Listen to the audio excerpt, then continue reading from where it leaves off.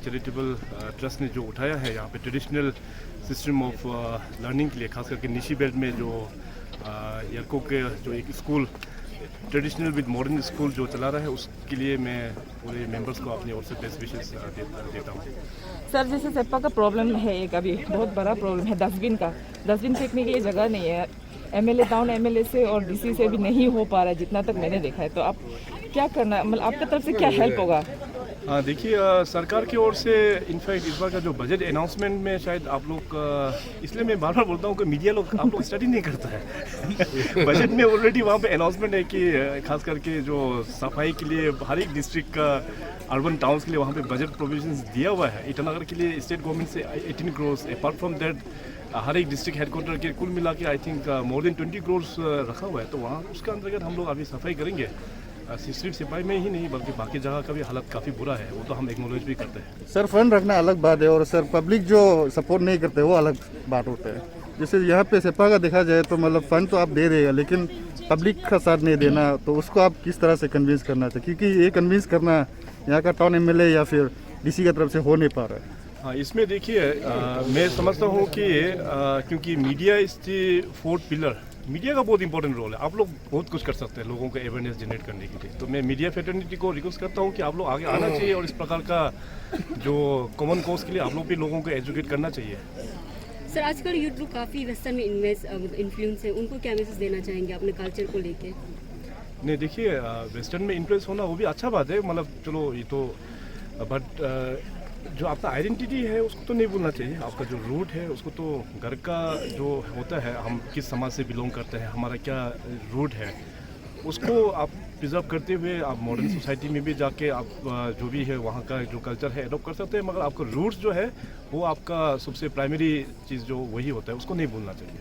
Sir आपने आज ये स्कूल पे विजिट किया, आपको क्या लगा, क्या इसमें और थोड़ा सा इम्प्रूवमेंट करना बाकी है?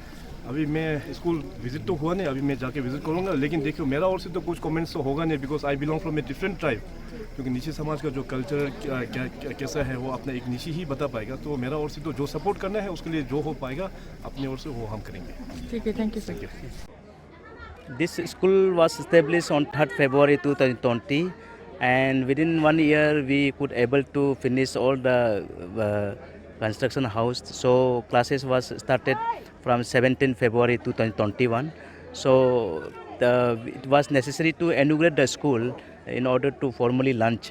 So today our inaugural program has been completed successfully. I extend my profound gratitude to Honorable Chief Minister Shri Pema Khandu ji for granting some 1 crore rupees for upgrade of this school. Sir जो upgrade का बात कर रहे हैं, जो infrastructure रहेगा वो मेरे सेम क्वेश्चन रहेगा कि ये ऐसा ही रहेगा जैसे आपने ट्रेडिशनल वे में बनाया, या वो कुछ और? ये ट्रेडिशनल वे ही एज इट इज़ रहेगा, लेकिन उसका जो क्लास जो और कुछ स्टाफ का क्वार्टर वो बनेगा और इसका थोड़ा सा मॉडिफाई होगा, लेकिन प्योर ट्रेडिशनल और इंडिजिनस वे से ही घर बनाया जाएगा। सर अब फिलहाल तो आप ईयरली कितना इंटेक कर रहे हैं? ईयरली ये साल हम लोग जो 30 स्टूडेंट्स लिया है और नेक्स्ट ईयर को फिर अनदर 30 होगा, क्लास 2 भी होगा।